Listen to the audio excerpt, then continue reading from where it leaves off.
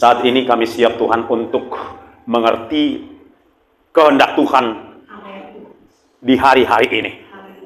Kehendak Tuhan. Bukan doa-doa kami, tapi kehendak Tuhan. Bukan rencana kami, tapi kehendak Tuhan. Apa yang menjadi kehendak Tuhan saat ini bagi gerejamu di seluruh dunia dan termasuk kami Tuhan? Nyatakanlah saat ini Tuhan, supaya kami fokus.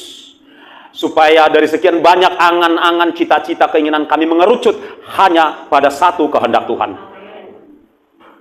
Roh Kudus, ambil alih setiap anak-anak-Mu Tuhan, hati, pikiran, kehendak mereka. Demikian juga hamba-Mu, ambil alih sepenuhnya. Berkati kesehatan, kekuatannya, mampukan dia berdiri di altar-Mu yang kudus, Bapa. Sekali lagi layakkan kami Tuhan masuk dalam kekudusan-Mu saat ini, Bapa. Mari Roh Kudus berfirman dengan berlimpah-limpah. Dan kami siap mendengarnya, menyimaknya, serta melaksanakannya di hari-hari ini, Bapak. Demi nama Tuhan Yesus, yang siap menyambut firman Tuhan dengan penuh sukacita, kita sama-sama katakan, haleluya, amin. Katakan, haleluya, amin. Bisa lebih tinggi suaranya, haleluya, amin. Tepuk tangan yang terbaik bagi Tuhan, haleluya, haleluya. Sebelum saudara duduk, salam minimal 2-3 orang dengan senyuman yang terbaik. Haleluya. Ucapkan kata-kata yang memberkati orang yang engkau salam. Ya, biasakan mengucapkan kata-kata, jangan pasif ya. Haleluya. Ya. Oke. Silakan duduk.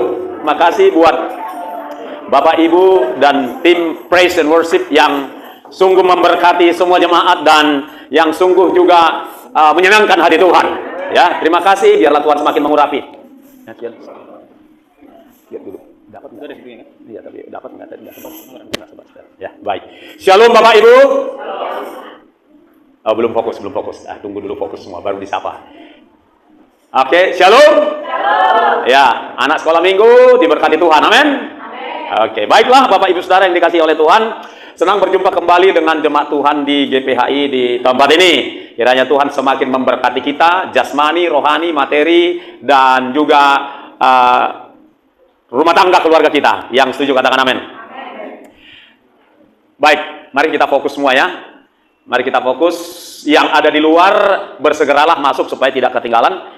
Baik Bapak Ibu yang dikasihi oleh Tuhan Yesus Kristus. Hari ini kita akan diingatkan kembali oleh firman Tuhan ya, bahwa kita sudah hidup di hari-hari yang menyenangkan, bahkan hari-hari yang paling menyenangkan dalam kehidupan orang percaya. Hari-hari mana sudah semakin dekat perjumpaan kita dengan Tuhan Yesus Kristus di awan permai. Yang setuju katakan amin. Nah, tema hari ini yaitu mempersiapkan diri, ya, mempersiapkan diri menghadapi kedatangan Kristus dan kedatangan antikristus. Saya ulangi, mempersiapkan diri menghadapi kedatangan Kristus dan antikristus.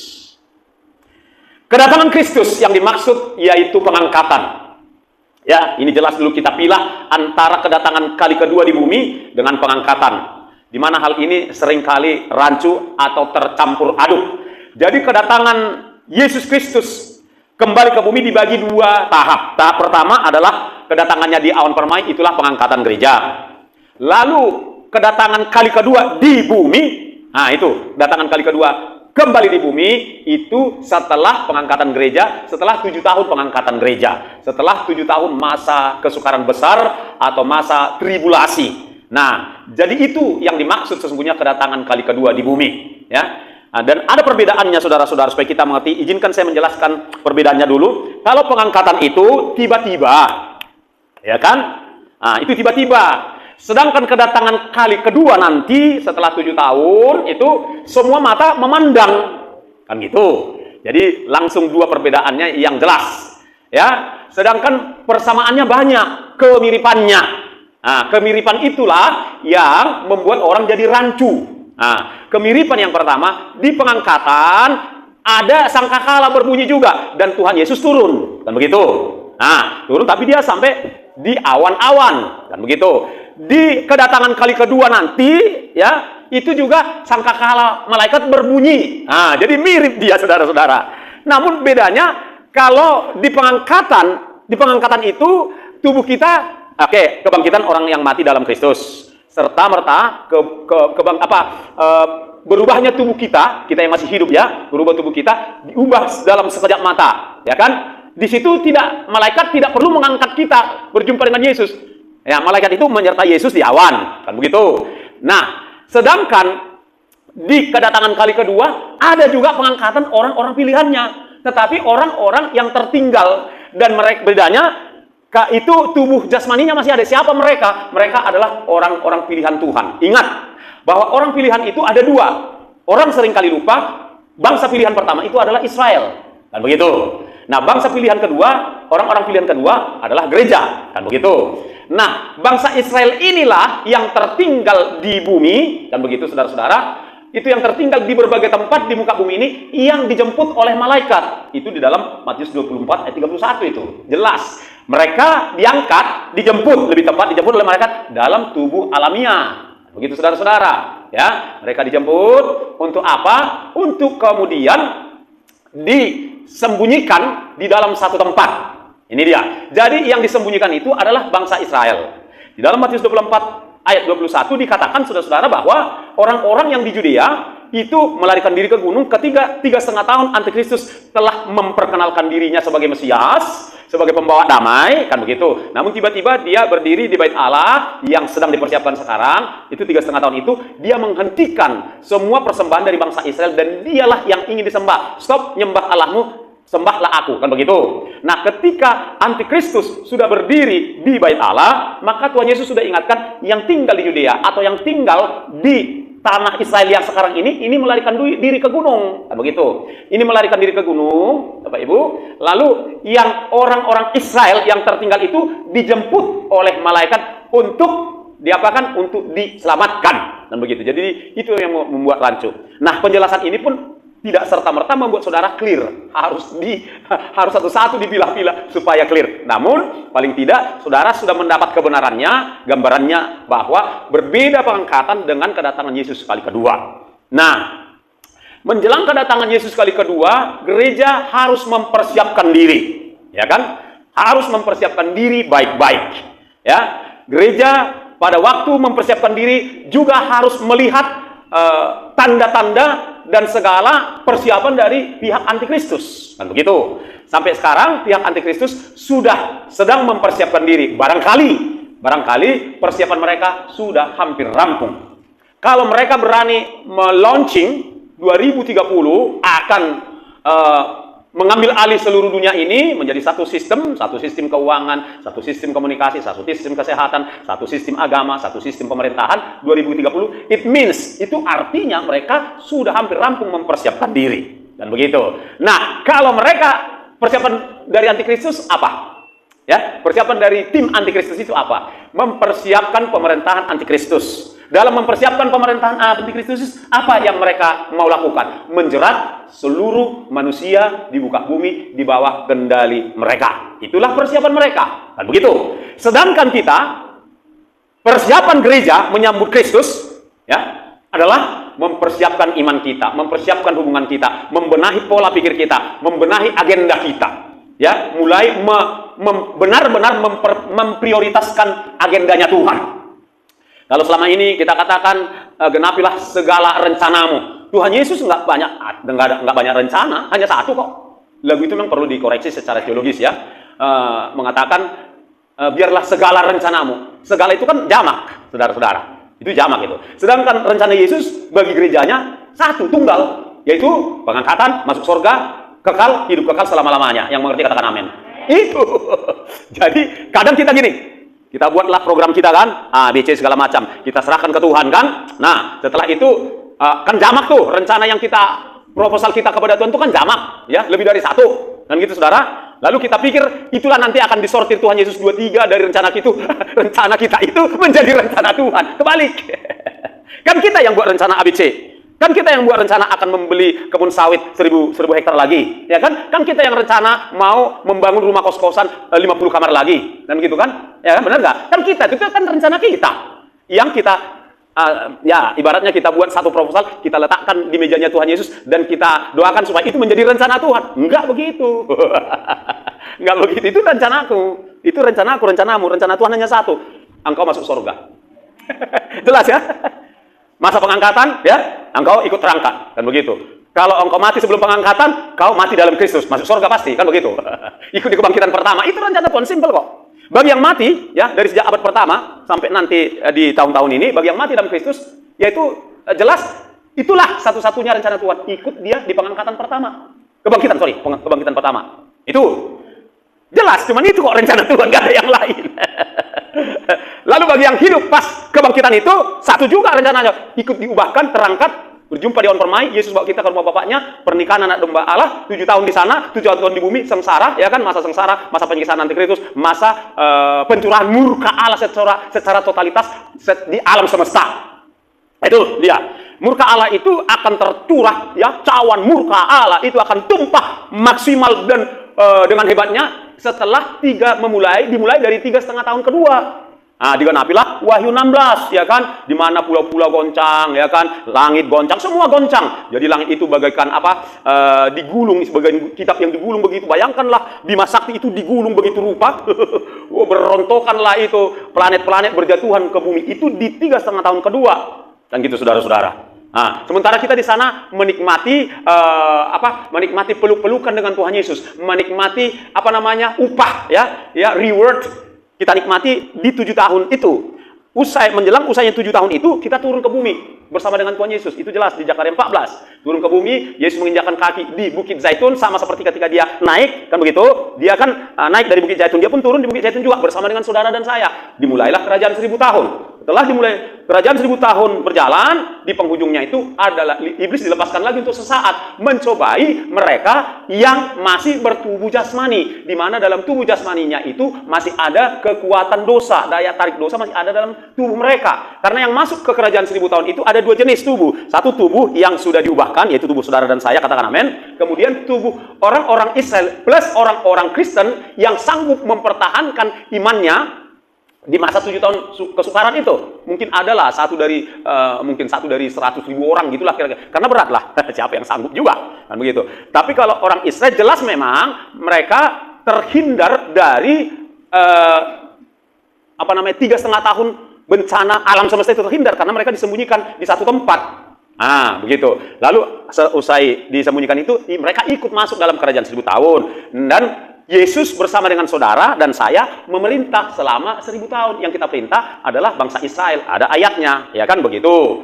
Nah, barulah kerajaan 1000 tahun itu selesai. Barulah setelah iblis dikeluarkan lagi dan mencobai orang-orang yang hidup dalam kerajaan 1000 tahun, itu selesai, ada peperangan. Itulah peperangan yang paling terakhir. Itu selesai, maka turunlah Yerusalem baru, muncullah bumi yang baru, langit yang baru. Masuklah kita ke situ untuk kekal selama-lama tanpa batas. Clear perjalanan kita. Kan seperti itu saudara-saudara. Nah sekarang kita masih hidup dalam godaan 2 hal. Godaan yang pertama adalah keinginan hidup, menikmati kesenangan dunia. Enggak semua juga kesenangan dunia itu dosa, kan begitu. Jadi kita tidak judge semua kesenangan dunia itu dosa. Yang dosa adalah ketika kesenangan dunia itu menjauhkan kita dari Tuhan. Jadi kesenangan dunia dalam arti kata punya harta, ya kan, punya uang banyak, diberi jabatan, enggak dosa lah. Itu bukan dosa. Yang bisa dosa adalah salah menggunakan harta dan tahta itu yang dosa, saudara-saudara. Nah, itulah godaan yang pertama. Sedangkan godaan yang kedua saat ini adalah kesulitan kehidupan. Kesulitan kehidupan bisa membuat orang jauh dari Tuhan. Jadi itu, karena dua ini yang dipikirkan manusia. Sekarang manusia di bumi terbagi dua. Satu memikirkan kesenangan dunia dan ingin hidup 100 tahun lagi di muka bumi ini, gitu saudara-saudara. Sedangkan yang kedua, saudara-saudara, juga digoda oleh kesulitan keadaannya. Dia bukan bercita-cita hidup 100 tahun lagi. Dia bagaimana supaya dia bisa hidup dari sehari ke sehari. Itu godaan juga. Kan begitu ya. Nah sekarang, yuk kita lihat firman Tuhan untuk menuntun kita menghadapi situasi itu. Kita buka dari Lukas 21 ayat 34, 35, 36 ya. Semua fokus ya. Semua fokus Lukas 21 ayat 34, 35, 36 ya. Pastikan saudara buka Alkitab. Pastikan saudara tidak sedang membaca WhatsApp, tidak sedang membuka TikTok ya. Emang enaknya ada CCTV di atas supaya ketahuan siapa yang buka TikTok saat ibadah. Sudah semua? Amin. Ayo yang semangat. Sudah semua? Oke, saudara baca ayat yang ke-34, saya baca ayat 35, nanti kita baca sama-sama ayat yang ke-36. Saudara baca dengan lantang ayat 34. 1, 2, 3.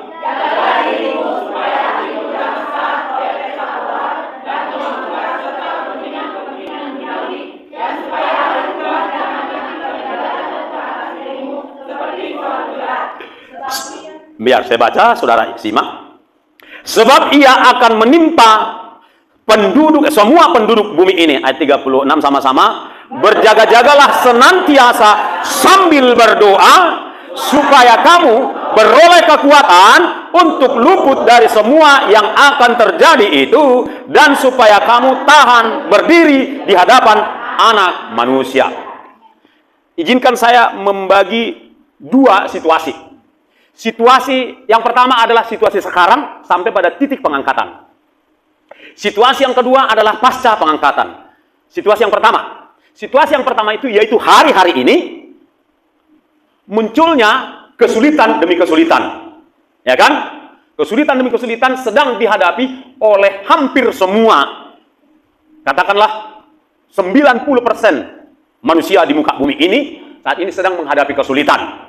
Kan begitu? Saudara, contoh kesulitannya itu ada banyak perusahaan yang tutup. Ya, saudara lihat mal-mal sudah pada tutup sebagian. Saudara, kemudian apa lagi? Ya, kalau saudara cari saja nama-nama perusahaan besar yang tadinya besar, sekarang sudah pada tutup. Akibatnya apa? Akibatnya banyak pengangguran. Nah, kalau banyak pengangguran, akibatnya apa? Istri, anak susah makan. Kalau udah susah makan, sakit-sakitan.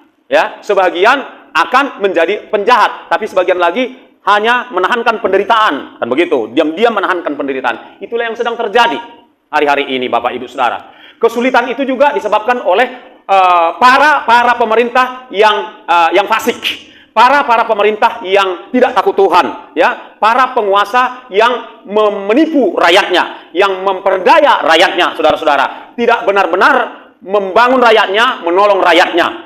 Itulah juga penyebab daripada kesukaran yang dihadapi oleh umat manusia hari-hari ini.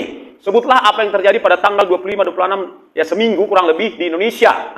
Terjadi kerusuhan, terjadi perampasan aset kekayaan anggota dewan secara langsung oleh rakyat. Terjadi pembakaran sejumlah gedung-gedung apapun itu, termasuk gedung DPR. Ya, tentu saja di tengah kekisruan seperti itu ada orang-orang jahat yang memanfaatkan dengan tujuan menjatuhkan pemerintah yang ada. Biasalah ya, orang namanya lingkaran setan, kan begitu saudara-saudara. Kemudian kita lihat juga 2 minggu setelah itu terjadi kerusuhan yang lebih parah di Nepal, begitu. Itu menimbulkan kesulitan, kan? Berdampak kepada keuangan, kan gitu saudara-saudara. Kemudian terjadi juga kerusuhan antara imigran dari negara Timur Tengah yang ada di Australia, Kanada, gitu ya, Amerika, Eropa, karena mereka baru sadar bahwa kedatangan mereka ini mengganggu kehidupan mereka sebelumnya. Terjadi kerusuhan, terjadi bentrok tiga pihak. Bentrok dari penduduk setempat ya dengan warga imigran dengan pihak keamanan, terjadi bentrok, terjadi kerusakan dan seterusnya. Itu menimbulkan kesulitan ekonomi. Nah, kesulitan ekonomi, kerugian demi kerugian yang diakibatkan oleh kerusuhan itu akan berakumulasi kepada kesulitan makro ya, kesulitan global. Kesulitan global akan mengakibatkan kesulitan pada individu-individu. Kan begitu, saudara-saudara. Pemerintah akan akan menyedot pajak dari rakyat yang susah demi ada APBN negara tersebut. Nah, padahal negara tersebut meminjam uang dari baik dari WHO, bukan dari World Bank, ya kan, dari World Bank pinjam uang dari sana, uang pinjaman itu digunakan betul atau tidak, kan begitu. Sementara demi menutupi kecukupan APBN, pajak ditagih dari rakyat. Orang yang punya sepeda motor nggak bayar pajak, itu akan dikejar. Mereka nggak mau tahu orang ini beli sepeda motor pun kredit, kan gitu, saudara-saudara. Jadi makin nyata pekerjaan iblis itu melalui manusia. Makin nyata, dan itu mengakibatkan, karena memang dia datang hanya untuk mencuri, membunuh, dan membinasakan manusia. Itulah tujuan kedatangan iblis. Dia akan menunggangi orang-orang jahat di dunia ini, pemerintahan yang jahat, untuk melakukan kerusakan. Begitu, saudara-saudara. Jadi ini semua kesulitan berakibat kepada kesulitan keuangan kita juga, saudara-saudara. Nanti akan muncul kesulitan pangan, krisis pangan akan terjadi. Nah, mereka juga sedang mengkondisikan kesulitan pangan ini dengan cara apa? Dengan cara merusak tanaman melalui apa? Cuaca yang tidak menentu. Mereka bisa rekayasa cuaca dengan teknologi HAARP, HAARP. Saudara googling, tanya di apa, di Google, kalau nggak di Google di YouTube, kalau nggak di YouTube di AI, bisa dijelaskan itu apa itu teknologi HAARP itu. Ya kan begitu, saudara-saudara. Jadi mereka akan berusaha tahap demi tahap, saudara-saudara, membuat hasil tumbuhan di muka bumi ini makin minim, sehingga makanan mereka yang mereka sudah produk yang namanya fast food itulah yang akan diekspor ke berbagai negara. Dan nanti tidak menutup kemungkinan kapal atau kargo yang membawa ekspor itu ke negara ini misalnya dibuat gelombang besar di laut sana sehingga kapal itu terbalik dan negara yang mengimpor itu rakyatnya jadi kelaparan. Jadi algoritma mereka itu kita sudah bisa baca. Algoritma atau skenario untuk membuat kesulitan itu kita sudah bisa baca kok dari sekarang. Itu faktanya. Faktanya dulu kita lihat, nanti kita masuk kepada iman. Itulah kesulitan demi kesulitan yang terjadi sekarang, Bapak Ibu Saudara. Ya, sementara di saat sekarang ini mereka sedang persiapkan uang digital, satu jenis uang. Apakah itu kripto, kan begitu ya? Apa itu Bitcoin, seperti itu. Mereka ciptakan, lucunya saudara-saudara, kripto itu hanya mereka produksi 21 juta keping digital itu. Lalu orang disuruh beli. Ya kan? Disuruh ikut memiliki itu. Kan nggak make sense. Jadi saudara, supaya makin cerdas bahwa mereka sedang persiapkan kesulitan itu di muka bumi ini. Demikian juga apakah itu Bitcoin, apakah itu kripto segala macam, jumlahnya terbatas. Nah, ini kelak yang akan menggeser uang kertas. Dan begitu, uang kertas sudah nggak ada, orang hanya bisa melakukan transaksi melalui digital money, uang digital tersebut. Kesulitan akan terjadi. Ujung-ujungnya orang rebut itu, baik kripto ataupun Bitcoin itu, yaitu uang digital itu, ada dalam bentuk rupiah, ada dalam dolar, tapi tetap namanya uang digital, gitu saudara. Orang yang nggak memiliki tanda di dalam tubuh, jadi identitas itu nanti akan dipindahkan ke handphone. Ya, identitas digital itu akan dialihkan ke handphone. Sekarang masih yang kita pakai sekarang masih identitas elektronik. Yang di KTP kita ini kan ada elektronik, akan pindah nanti ke handphone. Dari handphone mereka udah ciptakan rancang bahwa handphone itu kelak akan mengalami kelemahan, dihack lah segala macam. Jadi yang paling aman adalah di dalam tubuh. Jadi orang yang nggak ngerti firman Tuhan, yang nggak ngerti Alkitab akan ikut saja, kan begitu. Bahkan orang Kristen yang ngerti firman Tuhan pun bakal banyak juga berada pada persimpangan. Terima nggak ya? Terima nggak ya? Kalau dia yang ngerti bahwa kalaupun itu diterimanya, kalaupun uangmu yang ada di bank itu bisa kau pakai, engkau bisa lupa bahwa itu tinggal. Hasilnya kan satu, tinggal. Kita miliki sementara, tinggal. Kita tinggalkan pun tinggal juga sama dengannya. Ya kan gitu. Diterima pun tanda itu, tinggal juga itu barang. Ya kan? Sementara saja bisa dinikmati itu. Tetapi kalau itu dinikmatinya, di bawah kendali antikristus, saudara-saudara, neraka. Ada tawar-menawar, kan begitu. Kalau itu dilepaskannya, sengsara sementara, surga. Jadi tinggal pilih, ya kan? Tinggal pilih nikmat sementara, neraka, atau sengsara sementara, surga. Pilihan ada di tangan saudara. Ngeri, ya. Saya tidak, jadi begini, beruntunglah orang yang sudah mati. Kemarin atau minggu lalu atau bulan lalu nggak diperhadapkan dengan ujian itu. Iya, saya tidak mendorong saudara supaya berdoa supaya mati nanti malam, enggak. Tapi saya cuma mengatakan fakta. Mereka beruntung, mereka tinggal diangkat gitu loh. Orang yang mati dalam Kristus itu beruntung. Kenapa beruntung? Nggak diperhadapkan dengan pilihan terpaksa menerima tanda binatang dalam tubuh. Jadi ketika saya sadari ini istri saya sudah dipanggil, ya sudahlah, aman dia. Tinggal aku yang berjuang ini. Aku berjuang untuk imanku dan aku juga harus mendorong, menguatkan sebanyak mungkin orang Kristen untuk kuat, kan begitu. Itulah tugasku sekarang. Kuat. Bagaimana supaya yang ngerti tadi gampang kan? Nikmat sementara, terima itu barang, ya. Uang kita nggak hilang di bank karena kita terima tanda digital dalam tubuh, kita nikmati dia, ya kan?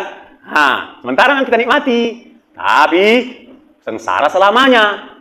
Nah, kebalikannya, sementara itu gini. Kenapa saya katakan sementara? Karena kalau itu seandai kata itu dipaksakan sebelum pengangkatan, it means itu berarti pengangkatan udah deket gitu loh. Unless, kecuali saudara saudara tertinggal tidak ikut pengangkatan, maka harus berjuang 7 tahun. Memang berat juga. Berat. Terpaksa diterimanya lah tanda digital dalam tubuh itu. Nah, jadi supaya nggak masuk ke sana, supaya nggak tertinggal, yuk kita belajar sungguh-sungguh. Itulah pesan daripada firman Tuhan ini.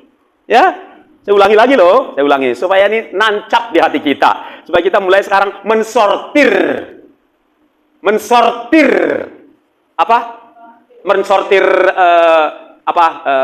rencana-rencana kita, agenda kita hari-hari ini. Mulai disortir, mulai disisihkan. Kok prioritas pekerjaan Tuhan nama, hubungan dengan Tuhan nama. Jadi ke situ mengerucut kepada satu prioritas. Saya ulangi lagi nih, saudara ikuti baik-baik ya. Dengar baik-baik. Duduk manis saja. Yang penting jangan buka WhatsApp dan buka TikTok, oke? Jagalah dirimu supaya hatimu jangan syarat dengan pesta pora. Nggak berpesta pun saudara, tapi hatimu rasanya ingin terus berpesta. Ingin berpesta, kan begitu, ya kan? Kalau uangnya banyak, kayak siapa? Cristiano Ronaldo, banyak uangnya, kan? Istrinya minta apa? Bukan Lamborghini, Bugatti. Bugatti di atas Lamborghini, 120 miliar satu. Nah, dikasihkannya. Akan dikerjai dulu dia. Kau keluar dari rumah ini, katanya. Tahu dipersiapkan semua rumahnya untuk ulang tahun istrinya. Tahu udah tersedia di sana Bugatti, ya kan? Nah, itu Cristiano Ronaldo gitu kerjanya. Ulang tahun mamanya, ya kan? Tertinggal satu, barunya 5 anaknya dari beberapa perempuan kan gitu kan? Nah, si perempuan ini ngambeklah dia. Kalau gitu nggak usah lah, berangkatlah kalian ya. Aku nggak berharga di rumah ini, katanya. Tiba-tiba berubah rencana. Ayo masuk semua ke pesawat pribadi, jet pribadi. Dari Portugal, dari Portugis ke Dubai. Wah, masih cuma 8 jam udah sampai. Pesta orang itu, karena banyak duitnya. Kalau hatimu pesta banyak duit rupanya, makanya pesta hatimu. Nggak enak Bapak ini, nggak enak kalimatnya. Ya kadang, ya perlu juga sekali kalimat yang nggak enak kan? Kan gitu saudara-saudara. Ada orang seperti itu, pengennya pesta. Apalagi anak-anak Gen Z, generasi Z ini, pengennya senang-senang aja, pengennya pulsa pakai untuk handphone dilengkapi bapak sama mama, kerjanya tidur aja, ya kan, sarapan disiapkan, ya kan, tempat tidurnya nggak bisa dibereskan. Banyak anak Gen Z di luar negeri, di Selandia Baru kayak gitu, di Medan, di sini nggak ada yang kayak gitu. Semua nurut. Itu pesta pora itu namanya. Pengennya pesta pora, pengennya senang-senang, ya kan, bukannya bantuin orang tua cari duit, ya kan, bantu orang tua lah cari duit, apa kek, ya kan. Terserah. Jaga parkir kek, cuci piring di restoran kek, jadi affiliator kek. Kau pikir nggak ngerti aku affiliate? Taunya aku. Itu kan bisa kau kerjakan, itu pun tak mau kau kerjakan. Mau senang-senang, pakai lengkap, makanan lengkap, handphone buruk, ganti pak, ganti mak. Itu pesta pora itu, nggak tahu diri itu. Di sini nggak ada, haleluya. Nggak ada yang tersinggung. Iya. Jadi cek hatimu. Semua pegang hatinya dulu, masih di situ nggak hatinya. Cek hatimu, periksa hatimu. Ya, apalagi? Dan kemabukan, mabuk. Ya, selain mabuk tua, ya kan? Mabuk hawa nafsu, ya kan?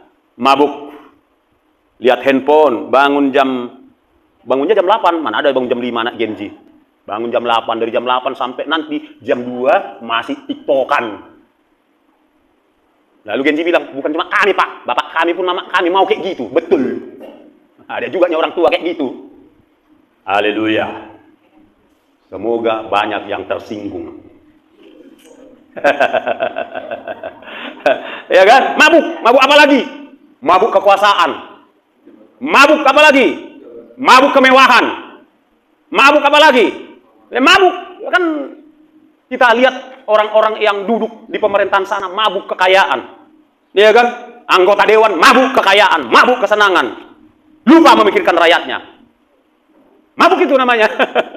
Kan gitu. Kita jangan ikut-ikutan mabuk. Amin. Amin. Wah, aminnya nih terpaksa nih, nggak ikhlas ini. Jangan ikut-ikutan mabuk. Ya kan? Handphone pun harus kita betul-betul minta kekuatan Tuhan melepaskan handphone itu. Kuncinya usahakan tidur. Paling lama jam 11. Kalau bisa jam 10, tidur supaya nggak tergoda melihat handphone ini. Karena makin malam kan makin sepi, makin enak menikmati. Banyak yang aneh-aneh di handphone. Kan begitu, saudara-saudara. Tapi biarlah kita yang mengenal Tuhan berjaga-jaga, jangan ikut-ikutan mabuk. Ya, banyak orang mabuk. Mabuk sepatu baru, ya kan? Mabuk koleksi tas. Kan kalau ibu-ibu sosialita kan gitu. Mabuknya koleksi tas. Udah ada 23 macam tasnya di lemarinya, masih dikoleksi lagi. Ya kan? Yang merek Louis Vuitton lah, Hermes lah, apalagi Gucci lah, ya kan? Mesti semua merek ada sama dia. Entah itu KW nomor 1 yang harganya 28 juta, tak apalah. Atau KW nomor 5 harganya 3 juta, tak apalah, yang penting ada koleksi. Mabuk. Tahu saudara orang mabuk? Orang mabuk itu jalannya teleng begini. Jangan ikut-ikutan mabuk lagi, amin. Gak usah mabuk beli kebun kelapa sawit lagi, puluhan hektar lagi. Udah yang ada aja kelola, ya. Gak usah bikin rumah lagi, mengoleksi rumah. Yang ada aja kelola. Simpan uang belikan ke Mas. Mana tahu pas kita masih masa kesukaran itu, Mas bisa ditukarkan, walaupun kita nggak pakai uang digital. Harus cerdas kita sekarang, Bapak Ibu Saudara. Ya, jangan ikut-ikutan mabuk. Udah kita lihat orang-orang mabuk itu, masalah. Ya kan? Seorang anggota dewan mabuk. Maaf kata, mabuk biologis. Laki-laki pun ada pasangannya, istrinya pasangannya, istri orang pasangannya, semua sama dia. Itulah zaman ini, dimana kita harus gini loh, kita harus benar-benar minta kekuatan dari Tuhan. Kita pun nggak kuat ini, satu orang pun kita nggak kuat kalau kita renggang dari Tuhan. Kita harus benar-benar dekat saat ini. Jangan dekat, kalau bisa jangan dekat, melekat kepada Tuhan. Haleluya. Ya. Jagalah dirimu supaya hatimu jangan syarat itu penuh oleh pesta pora dan kemabukan. Ya, termasuk mabuk pujian juga. Ya kan? Ada banyak orang mabuk pujian, kalau nggak dipuji, pelayanannya bad shoot dia. You know bad shoot? Bete, bad temper. Ya, bad mood. Nggak usah. Kalau nggak dipuji pelayanan saudara, udah ada Tuhan yang memuji. Amin. Santai aja, happy aja. Haleluya, maju terus. Kalau nggak dipuji pemberian pengorbananmu di gereja, udah ada Tuhan yang akan melipat gandakannya. Katakan amin. Gitu. Jadi asik kita asik-asik aja tuh. Puji, terima kasih, puji Tuhan. Nggak dipuji, tidak puji Tuhan. Mabuk. Serta kepentingan-kepentingan duniawi tadi. Saya sudah sebutkan kepentingan-kepentingan duniawi. Ya. Orang Batak bagus. Saya katakan mereka yang punya faham Hamoraun, Hagabiun, Hasangapun, ya kan? Itu bagus. Itu bagus dari satu sisi. Ya. Pencapaian Hamoraun, Hagabiun, Hasangapun itu bagus. Asal diimbangi oleh hak yang keempat, Haporseaon. Apa? Iman. Iman itu dari mana? Dari firman. Harus diimbangi dengan firman. It's okay. Ya, kepentingan duniawi dan pastikan itu mempermuliakan nama Tuhan. Persoalannya, orang yang meletakkan Hagabeon, Hamoraun, Hasangapon, kalau diurutkan menurut Matius 6 ayat 33, carilah dahulu Hamoraun, Hagabeon, Hasangapon. Banyak orang masalahnya seperti itu. Yang dicari terlebih dahulu adalah Hagabeon, Hasangapon, Hamoraun. Jadi artinya tidak ada jaminan kalau orang mengutamakan itu dekat kepada Tuhan hanya demi mengejar Hagabeon, Hamoraun, Hasangapon. Hagabeon, Hamoraun, Hasangapon menurut Matius 6 ayat 33 harus menjadi bonus. Matius 6:33 berkata apa? Carilah dahulu kerajaan Allah dan firman-Nya, itu ditambahkan itu nanti Hagabeon, Hamoraun, Hasangapon. Amin. Itu sebabnya orang-orang yang mencapai Hagabeon, Hamoraun, Hasangapon dan menempatkan firman Tuhan di urutan kedua biasanya lambai. Biasanya hanyut. Biasanya begitu. Datang ke gereja hanya untuk sekedar isi absen di dalam kitabnya Tuhan. Gak sungguh-sungguh menempatkan Tuhan, pribadi Tuhan nomor satu. Ada banyak orang datang ke gereja karena sakit dan tujuannya supaya sembuh. Salah? Enggak. Yang salah adalah ketika yang dicarinya ke gereja adalah kesembuhan, bukan Tuhan Yesus si penyembuh. Itu salah. Kan begitu. Dan kebanyakan orang seperti 10 penyakit kusta. Kalau udah sembuh, lupa Tuhan. Mayoritas itu nggak asal-asal Tuhan taruhkan di dalam kitab sucinya. Contoh dari penyakit kusta yang 10 orang itu, cuman 2 yang kembali toh. 1 ya, maaf. Hanya 1 yang kembali. Jadi Bapak tadi bilang, Hagapeon Hamoraon nggak dosa. Kalau itu bonus. Kalau itu sesuatu yang ditambahkan. Kalau itu yang ditempatkan di urutan pertama, berpotensi melahirkan dosa. Saudaraku, ya. Itulah kepentingan duniawi. Itu sebabnya, saudara dan saya yang ada di tempat ini, yuk kita utamakan Haporsiaon. Amin. Hagapeon Hamoraon, kalau Tuhan mau tambahkan, tambahkanlah Tuhan. Saudara yang sampai saat ini belum sembuh penyakitnya, jangan kecewa sama Tuhan. Yang penting engkau masuk surga. Gak ada yang bilang amin kan? Atau kita balik aja deh. Ya, saudara yang nonton video ini sembuh, lalu kau lupa Tuhan. Kalau kau lupa Tuhan berarti tertinggal, gak ikut terangkat. Dan engkau menghadapi masa sengsara. Mau?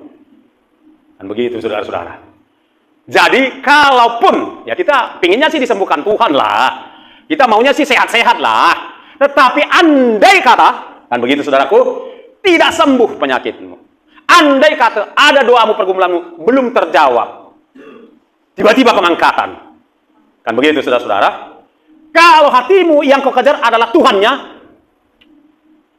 ya, seperti di dalam Amsal atau Mazmur mengatakan bahwa tiada yang kuingini di bumi dan di surga selain Engkau Tuhan.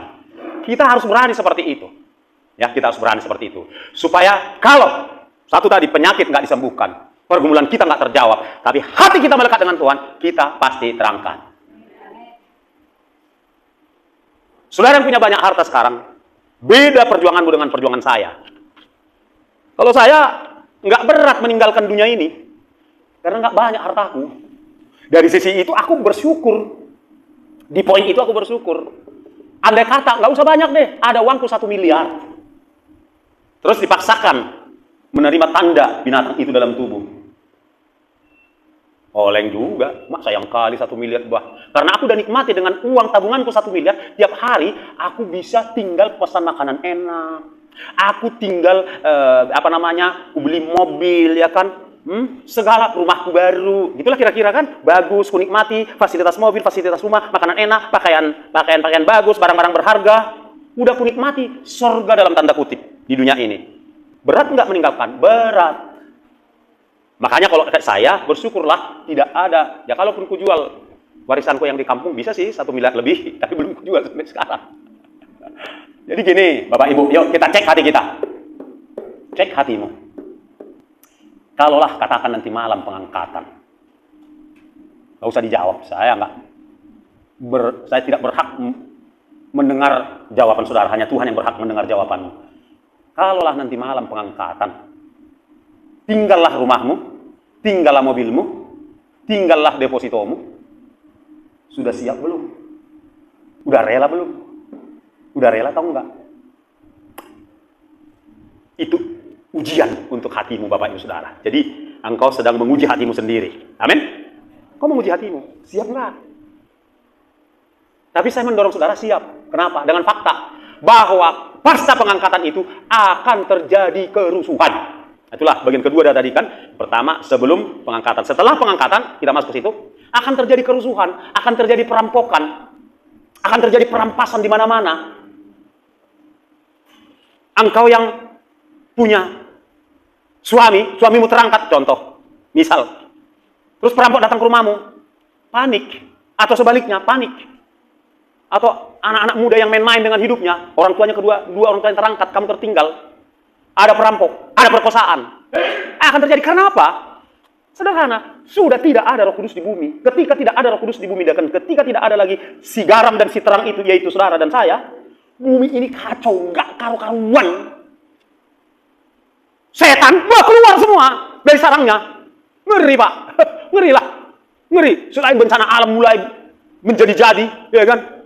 Kejahatan di mana-mana, perampokan di mana-mana, selain kekacauan karena lalu lintas, banyak tabrakan, ya. Karena ada orang-orang Kristen sedang mengendarai mobil, terangkat, terjadi tabrakan. Ngeri. Nah, dengan fakta ini, saya mendorong saudara untuk tetap siap meninggalkan itu semua. Saya bantu saudara berpikir, membantu mindset saudara.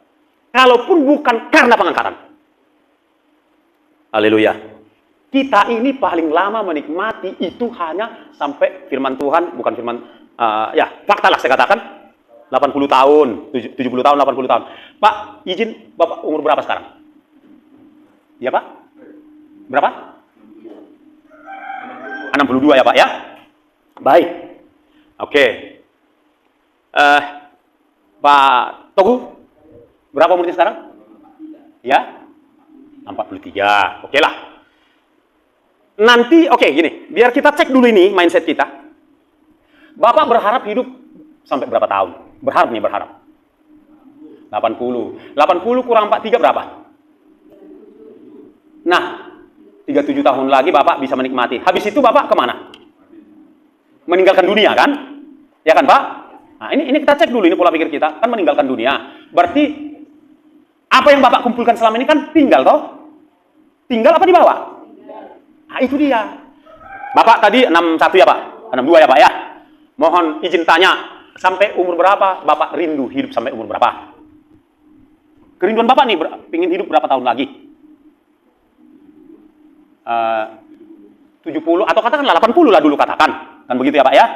Ya, kalau Tuhan Yesus belum datang sampai Bapak usia 80, kiranya hiduplah supaya tetap ada yang memainkan bass di gereja ini kan. Anak muda kalah, boy. Kalah coy. Ada orang tua yang asik, kunikmati dari waktu di betot itu. 80 kan Pak? Nah, Bapak kan ada harta Bapak sekarang kan? Ada. Kan? Ada anak kan? Ada istri. Istri, anak, harta, ketika Bapak meninggalkan dunia, Bapak bawa atau tinggal? Tinggal kan? Itu pasti kan? Pasti. Jadi itulah Bapak Ibu Saudara, cara kita membentuk mindset kita. Ternyata tinggalnya semua, walaupun bukan karena pengangkatan. Tinggal semua. Jadi buat apa kita melakukan usaha, pekerjaan yang sia-sia, atau mungkin sampai melakukan dosa, kalau toh tinggalnya itu. Untuk apa kita mengumpulkan semua itu, kalau itu tidak bisa membuat kita hidup selamanya di bumi. Jelas ya matematikanya ya? Jelas lah. Nggak bisa itu, seberapa banyak pun hartamu. Ya, seperti Ronaldo, kalau Cristiano Ronaldo jumpa aku mau kuinjili dia. Kalau untuk level Indonesia dia orang kayak ke-30 terkaya di Indonesia lah dia Pak. Saya coba cek dia punya aset itu sekitar 17 triliun rupiah. Ya, berarti itu levelnya orang kaya 30. Nah, saya pengen bilang sama dia, Ronaldo, saya akan uji otaknya, logikanya, mindsetnya seperti cara pagi hari ini. Sampai umur berapa kau rindu hidup di bumi? I want to be 100 years. Oke, 100 years. How old are you now? Berapa umurmu sekarang? Taruhlah berapa? 40 atau 50 gitu kan? Berarti 50 tahun lagi. After 50 years next, do you bring all of your wealth? Kau bawa ke semua hartamu? Mana mungkin katanya, tinggal. Jadi fix. Absolut. Tidak bisa ditawar-tawar, tinggal. Kekayaan segitu pun tinggal, Pak. Dan begitu. Nah, oleh sebab itu, pastikan dirimu rela meninggalkan itu, pastikan dirimu siap ketemu dengan Tuhan Yesus. Yang siap ketemu Tuhan Yesus, tepuk tangan bagi Tuhan. Itu dia Bapak Ibu Saudara. Itu yang menjadi tujuan hidup kita. Itu sebabnya Bapak Ibu Saudara, hari-hari ini gunakanlah, ya, yuk kita buka firman Tuhan sebagai bagian penutup, saudaraku. Jadi apa yang harus kita lakukan hari-hari ini, kan begitu? Oke.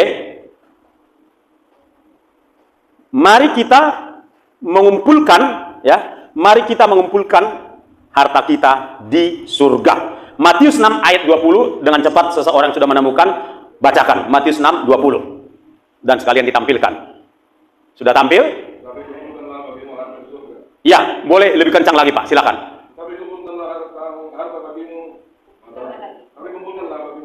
Amin, ya. Dan marilah mulai hari ini kita mengumpulkan harta kita di surga.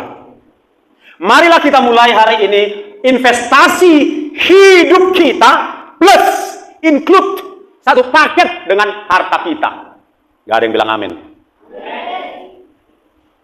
Saya akan ulangi. Mungkin saudara konsentrasinya nggak penuh. Marilah kita mulai hari ini investasikan hidup dan harta kita satu paket di sorga. Berkurang yang bilang amin. Udah kayak orang muda yang kaya itu kan. Apa yang harus kulakukan supaya aku hidup selamat, supaya aku sempurna? Jual hartamu katanya. Cabut dia, ditinggalkannya Tuhan. Janganlah kiranya kita seperti itu. Kumpulkan. Bagaimana cara mengumpulkan harta? Investasikan waktumu, doamu, duitmu di pelayanan ini. Mikir loh. Cuma mau dapat untung dari Tuhan aja kau. Giliran kau ditantang investasikan hartamu di pekerjaan Tuhan, diamnya kau. Itu caranya. Investasikan hidupmu, doamu, waktumu, hartamu di pelayanan ini. Karena ini adalah pundi-pundinya Tuhan. Gereja ini pelayanan adalah pundi-pundi Tuhan untuk menampung investasimu. Apalagi model pundi-pundi Tuhan, penginjilan. Gunakan waktumu menginjili seseorang. Pastikan di sepanjang tahun ini, atau paling tidak satu dalam sebulan, ada orang yang kau beritahu Injil. Jangan cuma ibadah. Nah, ibadah ini kan bisa hanya untuk store muka di gereja. Tapi pastikan engkau ada menginjili orang yang non-Kristen. Kalau yang Kristen itu udah moonman dengar firman. Sebagian bertumbuh, sebagian ya namanya moonman. Terbuang gitu aja firman itu. Serius Pak, saya ngomong keras. Pastikan engkau ada menginjili seseorang. Apa susahnya menginjili? Nggak susah. Tinggal ajak ngomong, kenalan, cakap-cakap. Dari situ nanti Roh Kudus akan buka kesempatan engkau memberitakan Yesus. Paling tidak engkau mengatakan Tuhan Yesus memberkati. Engkau sudah memperkenalkan nama Tuhanmu.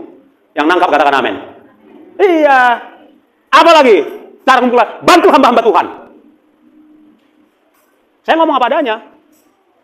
Saudara nggak saya maksudkan untuk bantu saya. Ada cara Tuhan membantu saya. Tapi bantu hamba-hamba Tuhan, para penginjil. Sebab uang yang Tuhan titipkan di tanganmu bukan milikmu 100%. Saya ulangi sekali. Uang yang ada di tanganmu bukan kau punya itu 100%. Ada itu bagian orang lain. Katakan amin. Jadi kalau engkau mau mengumpulkan hartamu, membantu pelayanan di tempat ini, membantu penginjilan, juga engkau menginjili, membantu hamba-hamba Tuhan, engkau sedang mengumpulkan harta di sorga. Itu yang harus kita lakukan hari-hari ini. Yang kedua, gunakan waktu. Ya, di dalam Efesus 5:16, tolong tampilkan. Di dalam Efesus 5:16 dikatakan, pergunakanlah waktu yang masih ada ini dengan baik. Amin. Karena waktu-waktu ini adalah jahat. Kalau engkau gunakan hanya menonton TikTok di TikTok itu, apalagi kalau udah malam, banyak yang aneh-aneh. Itu buktinya jahat. Gunakan. Bagaimana cara menggunakannya? Bereskan dulu rumahmu. Ya kan? Sapu rumahmu. Jangan berantakan. Ya kan? Istri melayani suami, suami melayani istri. Suami-suami Batak biasakan sendok nasi untuk piring istrimu. Nggak istri mengalopa, nggak istri belanja tuh pasar amar butak-butak. Di mana mengalopa marbau, di mana menyajikan tuh meja, di mana musim manedok. Idahamu, kenakan kau. Ada itu konsep kerajaan Allah nggak begitu, kerajaan dunia yang kayak gitu, para raja-jahon. Shalom bapak-bapak, layani istrimu. Munak kalau nama nuruk, boleh nak dulu, mami buat doan, mami beli Jokowi, mami nggak ada itu dalam kerajaan Allah, kerajaan dunia itu. Amin. Iya, gunakan waktu yang ada. Yang anak muda, bersihkan tempat tidurmu, rapikan sepatumu. Kalau itu aja nggak bisa kau kerjakan, bantu mama, bantu bapak di rumah. Jangan jalan-jalan aja, jangan tiktokan aja. Gunakan waktu yang ada, baca firman, haleluya. Bangun langsung doa, penyembahan. Baca firman, malas baca firman. Apa? Download Alkitab suara. Sebenarnya nggak saya sarankan, tapi paling nggak saudara dengar firman lah. Download Alkitab suara, dengarkan itu. Masa taruh telinga sambil kerja bisa? Itu positifnya. Baca firman pun malas. Iya, kalau dicek satu-satu nih, siapa yang baca firman tadi pagi? Coba angkat tangan, baca firman tadi pagi. 1, 2, 3, 4, 5, 6, 7, 8. Ih, luar biasa. 30%. Tepuk tangan bagi Tuhan. Bapak tahu biasanya dari 100 orang cuma 5. Saya kan selalu lakukan itu. Siapa baca film tadi pagi? Cuma 5 orang. Yang lain kemana? Tidur. Jangan tidur aja. Amin. Yang ketiga, tadi ya penginjilan. Yang kedua tadi apa? Gunakan waktu. Yang ketiga, gunakan waktu tepat guna. Guna sudah itu koriho. Amin. Kalau nggak penting, gak usah belilah sekarang ini. Simpan, hemat. Amin. Hematlah untuk boros, tapi boroslah untuk pekerjaan Tuhan. Saya ulangi, hematlah, ya. Hemat artinya boros beli ini itu yang nggak penting, tapi boroslah untuk pekerjaan Tuhan, karena engkau tidak kehilangan upahmu. Amin.